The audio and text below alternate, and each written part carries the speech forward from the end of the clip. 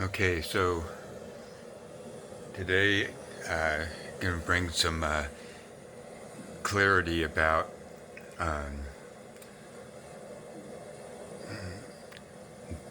chakras, the Sushumna, their Shakti, Kundalini energy.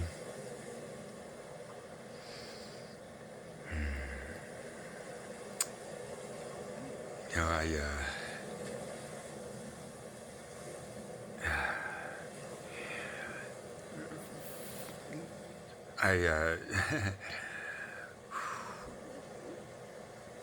years ago I had a metaphysical store in Newport Beach, California.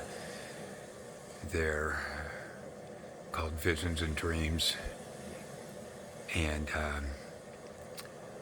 sold a whole array of different books. Metaphysical books, books from different gurus and the like.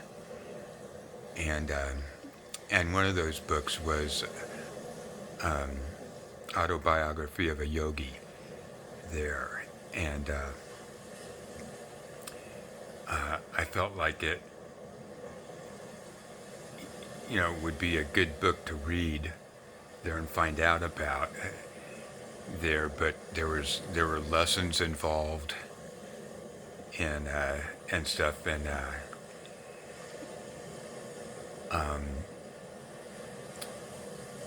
because I didn't do well in school, in high school, there and stuff.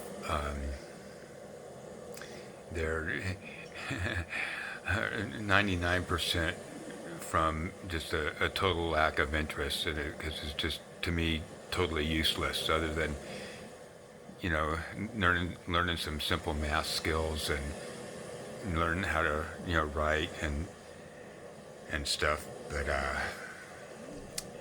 PE, I loved PE there in my art classes there, but I didn't feel that I would be up to making it through those lessons, succeeding with those lessons there. Years later, after my second divorce of 3, there, years later, after that second divorce, I wanted to be in a community of people, consciously on a spiritual path there. And I'd been, I got kicked out of being the president of our high school group at the church the Quaker Christian church I was going to. There are 400 kids in there.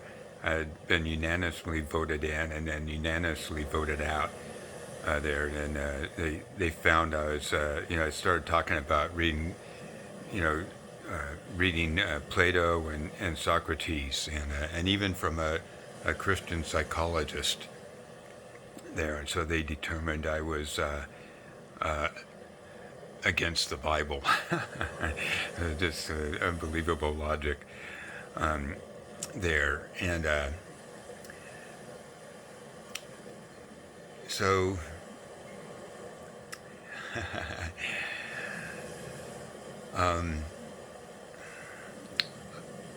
and I'd read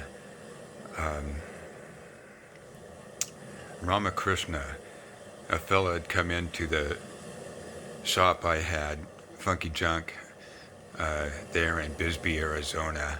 He brought in not a big box, a small box with maybe about 15 books in it. All 15 of them spiritual books there. And he's a little taller than me, thin, very, very calm and real. I enjoyed his presence. And said I could have the entire box for $20, and I said okay, and without even looking through them there. And in that box was the Gospel of Sri Ramakrishna. It's about 2.5 inches, a good 2.5 inches thick there, and Uh, I've since given that away, but there's a lot of highlighting and page corners neatly bent over to mark places and stuff um, there. And so I wanted to find a community of people like, hung around with Ramakrishna there. And, and I've been through the Course in Miracles. I even was asked to, there's a metaphysical shop in Bullhead, Arizona there, and in talking with them and stuff, we found that there's two women and myself, and talking with them, we found out our common interest in the Course in Miracles. And after talking about that on a couple of different occasions in there, they asked me to lead the Course in Miracles class gathering that they had going on there, and that they were leading. They asked me to lead that there, and which I went. So what I did, and everybody enjoyed, was I was showing commonality and stuff between the Course in Miracles and Ramakrishna. Commonality is not really the right word, but I was sharing from both of them there, and and from there, I found out. I picked up a book. I didn't get Autobiography of a Yogi first. I got I forget the name of it, but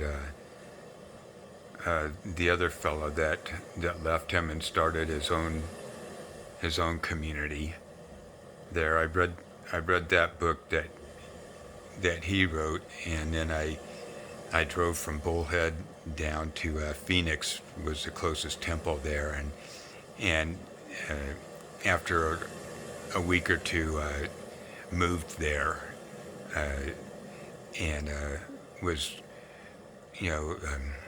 there every day of the week that there was things going on, which was about at least 4 days there, and stopping there on my way home from work, and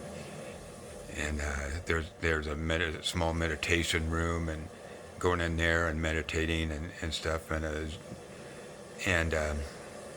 so I'd learned, in the metaphysical source, and before that too, years ago during my first marriage, reading about chakras and seeing the number of different books on chakras, and noticing how each of them were different too, and about the functions and colors and sounds and stuff. And so with Self-Realization Fellowship, Paramahansa Yogananda there, again with the chakras there, and the sushumna there, and moving the energy up and down the spine there with through the practice of Kriya Yoga there. So just over 20 years of doing Kriya Yoga there, and quite intensely too. I mean, I knew people had been practicing Kriya Yoga for 5, 10, 15, 20 years, and still only doing 36 or 54, whatever it was, Kriya Yogas, and it was rare. Like, oh, they're practicing. You could work up to practicing 100 Kriyas in the morning and again in the evening there. So it's like, oh man, they're doing 100. So it just amazed me, and it's like they their level of intensity of wanting to get free there was so low. I just couldn't believe it there, and I made my way to practicing 100 kriyas morning and evening within a like 3 years and stuff, which is, and that in itself is so limiting there. So, and then is towards the end of my practicing Kriya Yoga for 20 years, I started reading the Larry Mahasaya there. He wrote comment, what do you call it there? It's the commentaries of Larry Mahasaya. He wrote, he kept a like diary there from the time he met Babaji there till his passing there, and passed those diaries, they used another word there, but on to his grandson there, who was his closest, or one of his closest devotees there, and his grandson and another devoted fella there. They got these two commentaries out, and so I was, again, like with the Gospel of Sri Ramakrishna there, a lot of highlighting there, and a lot of page corners neatly turned over to mark places and stuff, and back and forth through both of those books. And he